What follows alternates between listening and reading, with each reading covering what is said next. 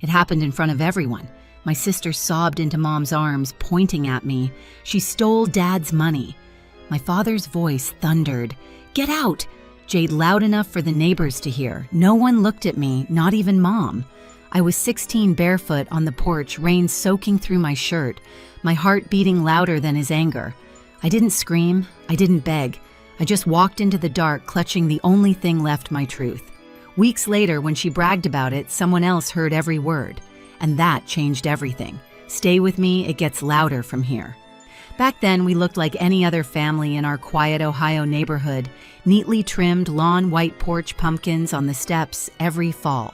From the outside, the Smiths were steady, polite, ordinary. Inside, though, there was always a scale I could never balance.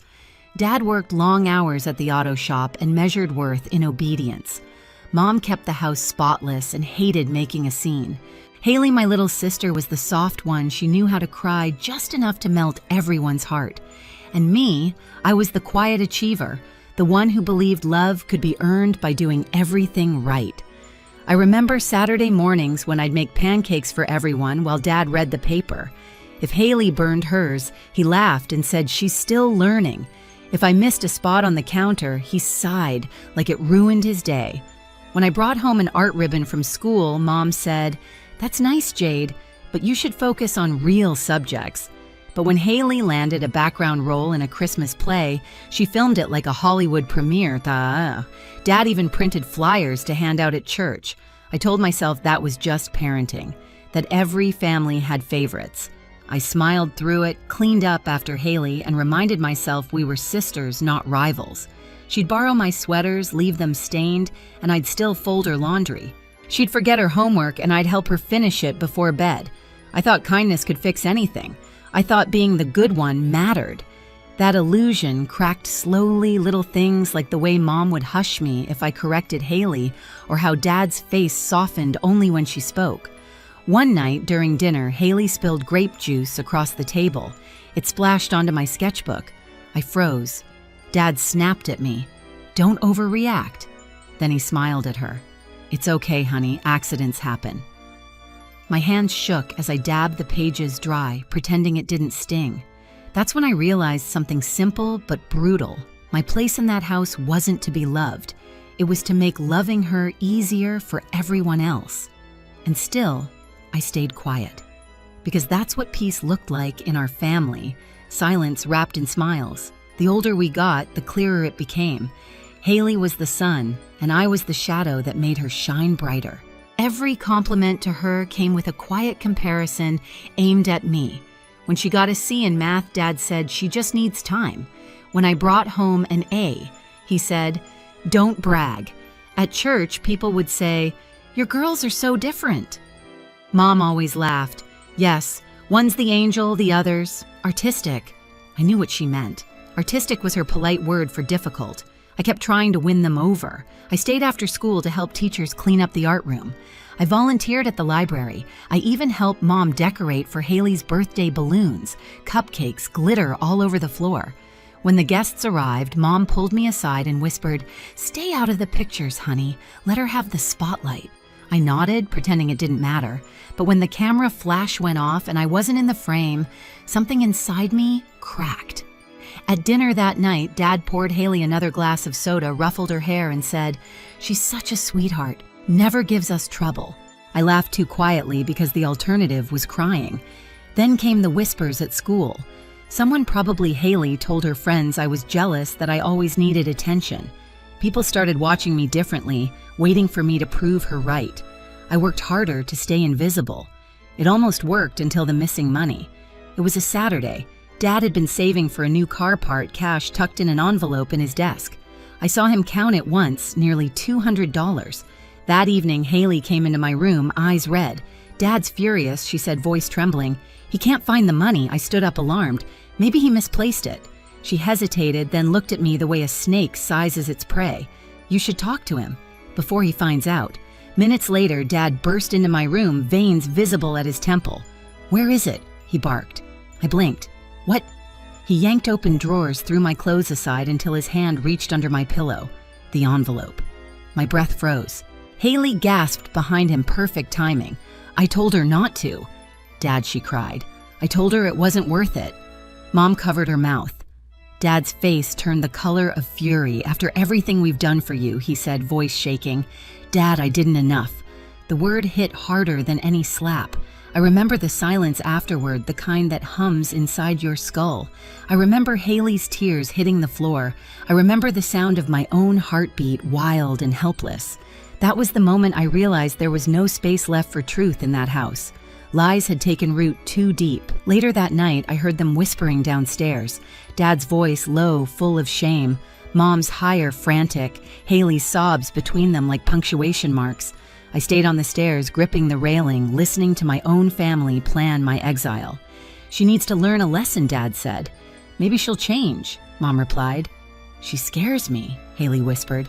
I wanted to scream that I was still their daughter, but when I looked down the dark hallway, I understood something else. Instead, no matter what I said, they had already chosen the version of me they wanted to believe. And I wasn't in it. It happened 3 nights later. The October wind howled outside, rattling the windows while I sat cross-legged on my bed, sketching under the soft desk lamp. The smell of pencil shavings, the sound of my playlist, everything felt still. Then the door slammed open. Dad stormed in, face flushed. Mom followed, clutching Haley, who looked small and trembling in her arms. She confessed, Mom said quietly, voice shaking. She saw you take it. My pencil rolled off the bed. For a second, my mind went blank. Take what I whispered. Dad shoved the crumpled envelope in my face. The money, don't play dumb, He didn't let me finish. He yanked the blanket off my bed, flipped the pillow, and there it was, an envelope filled with cash I'd never seen before. My heart dropped so hard I couldn't even breathe. Haley covered her mouth, eyes wide and wet. I'm sorry, Jade, she sobbed. I didn't want to tell them, but I couldn't hide it anymore. I turned to her, stunned. You put it there, didn't you? Dad's hand slammed down on my desk so hard the lamp flickered. Watch your tone, he barked. You should be ashamed. Mom looked at me, her lips trembling. Why would you do this to us? To your sister. The world blurred. My voice came out cracked. I didn't steal anything. You have to believe me, but they didn't. The decision was already written across their faces. Dad grabbed a black trash bag stuffed in whatever he thought were my things, socks, a sweater, a pair of jeans, and thrust it against my chest. Get out, this house doesn't harbor thieves. I just stared at him, my fingers numb around the plastic. Dad, please, go, he said. Right now. Mom didn't speak. She only held Haley closer, whispering, It's okay, sweetheart. Mommy's here. I'll never forget the way Haley looked at me, then how her tears suddenly stopped, how the corner of her mouth twitched upward for just a second.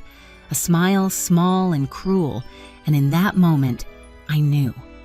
The front door opened. Cold air rushed in, cutting through my skin like glass. The porch light glowed behind them as Dad shoved me out. The trash bag hit the ground with a dull thud. My bare feet touched the icy concrete and I bit back a gasp. The door slammed. The lock clicked. Silence. For a long time, I just stood there staring at the wood grain of the door, the light bleeding through the gap at the bottom.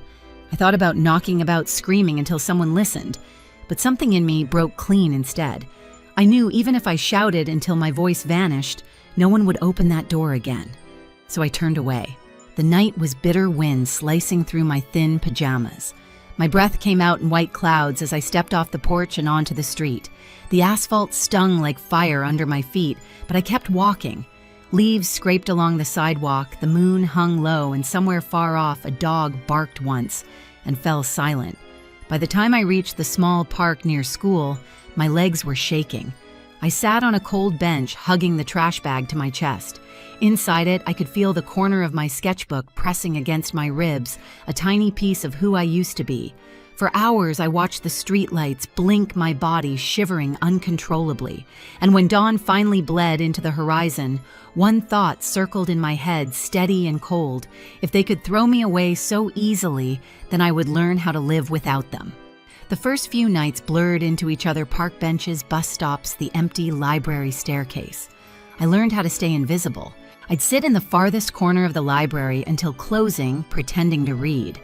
When the staff turned off the lights, I'd sneak back in, curl up behind the old bookshelf, and wrap my jacket around my knees. The hum of the air vent became my lullaby. Sometimes I went to the gas station down the street where the clerk had stopped asking questions. I'd rest my head on the plastic table near the window, the smell of gasoline and burnt coffee thick in the air. Every time the door chimed, I flinched, expecting my father's voice. It never came. Days passed like that quiet, hungry cold, and then one afternoon, I saw her, Grandma Maggie, standing outside the library in her gray coat holding a paper bag. "You look like you haven't eaten," she said softly. I froze, terrified she'd scold me, drag me home. But she just handed me the bag, sandwiches, an apple, a folded 20. "Stay where you are, Jade. Let me handle this." I didn't understand what she meant then, but I would. 2 weeks later, I found out she'd gone to a family dinner at her house. My parents were there, proud of their good daughter. Haley was laughing, showing pictures on her phone, the star of the night. And that's when she said it. The words that changed everything. "You won't believe what I pulled," she bragged, smirking at her cousin over FaceTime.